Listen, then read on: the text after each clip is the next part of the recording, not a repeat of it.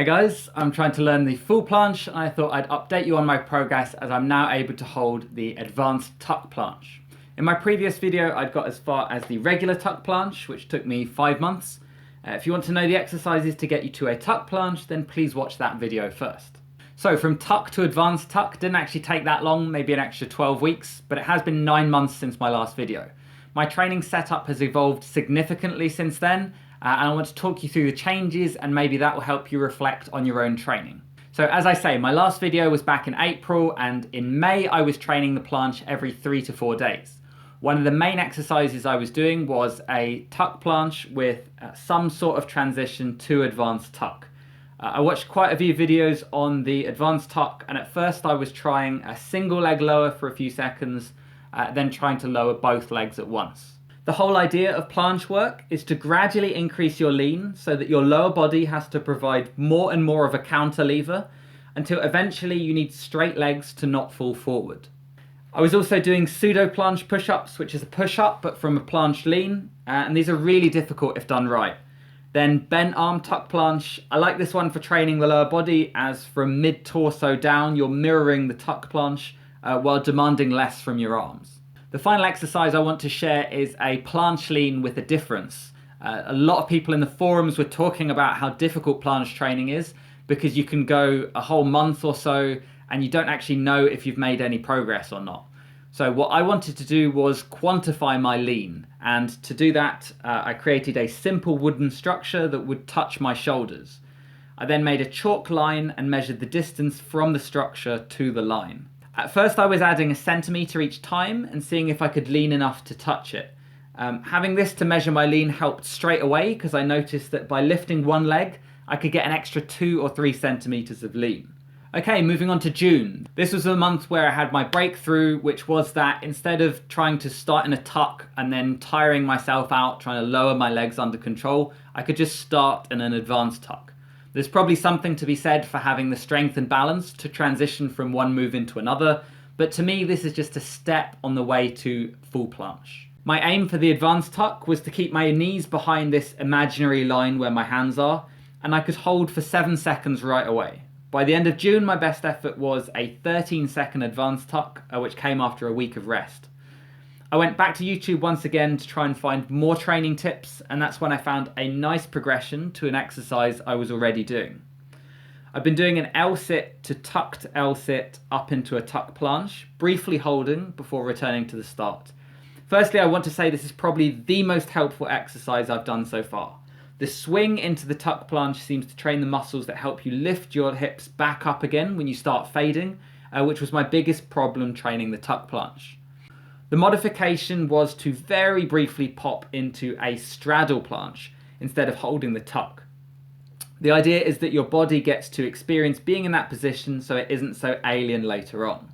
There is no obligation to hold this position, and I would also recommend warming up the lower body so you don't pull your groin doing such a jerky movement. Another new exercise was the tuck planche push-up. I only have very small bars, so it might be nicer with proper parallettes, with the focus being on full arm extension and rounded back at the top of each rep. This was when I started adding in more supplementary lifts, and I wanted something that would mimic the straight arm position but with external loading. I settled on a barbell front raise, progressing to 10 to 15 kilos, keeping the elbows facing out and my scapula in a similar position to the planche, and I supersetted those with pull-ups. For the advanced tuck planche, I was accumulating around 50 seconds in total, usually 5 to 10 second holds with 3 minutes in between, but I was finding that I wasn't recovering fully before the next session 3 or 4 days later. So I went back to the internet again to research recovery between workouts, and that's what led me to the template that I'm still using now in January. Something lots of people seem to have positive results with was to have 5 days between straight arm work with an optional strength session in between. That suited me because I was sometimes finding that 4 days wasn't enough recovery, and I was also starting to add in some supplementary lifts, which means I already had some exercises in mind for the strength training day. So after all that preamble, this is what my training looks like now. I'll start with the upper body work, so I wanted to target my deltoids, my shoulders, and the Arnold press seemed like a good choice. Next, I put in weighted pull-ups. I was aiming for 3 sets of 6, and that ended up being 15 kilos. I'm too old to have an ego about the weight I lift, and the main aim is just full extension each rep. That's followed by pike push-ups. Handstand push-ups are too advanced for me, so these are ones that I can rep out. I recommend filming yourself to understand when your torso is close to vertical. After that, it's handstand practice. I deliberately prioritize the pike push-ups because I can still hold sets of 30 seconds handstands even while fatigued. I tried freestanding ones and they looked horrendous, so I've stuck with a wall handstand, and I bring one leg away from the wall and have the other one out to meet it. I was supersetting that with a reverse tabletop, which is a good exercise to counteract the tightness you might experience from only training handstand, but it didn't take long for me to change from a superset to just a single 30-second hold. Finally, a hanging ab raise. I surprised myself with the ability to do toes to bar. That's likely from all the L-sit work I've been doing. So I do 3 to 4 sets of 8 reps and try to maintain control throughout.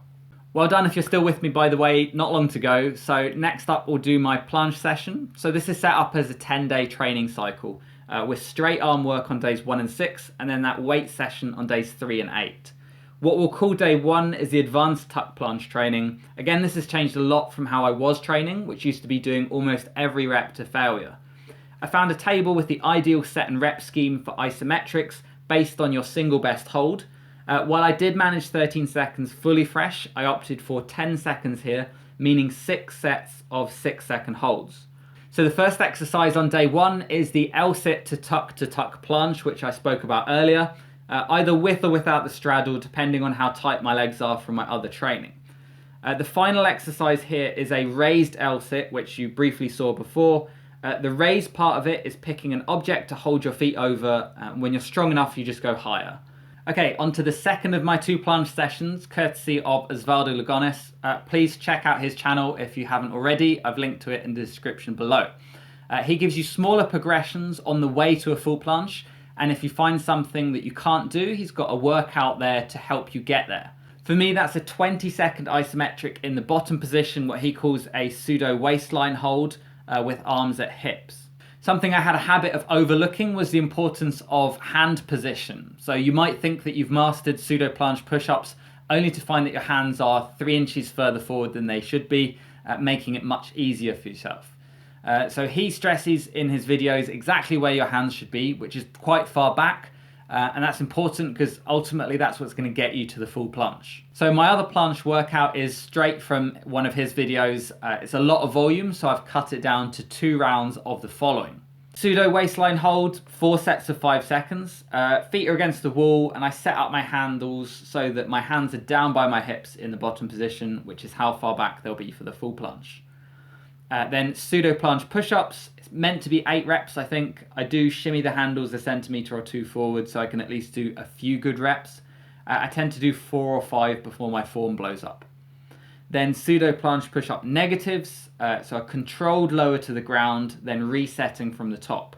This is similar to how people train a pull-up if they can't do a single rep, and I feel like they're helping. Finally, a planche lean, 4 sets of 15 seconds. I was using my lean measuring device on and off for this, but it's a tiring workout, so I don't want to strain myself trying to squeeze out more of a lean than I can handle. And that's it. I've been following that program since mid-August, and I feel really confident about it. Thanks for watching. If there's any other exercises or resources you think I should be aware of, then please post them in the comments below, both for myself and for the other people watching this who are looking to nail their full planche. Cheers.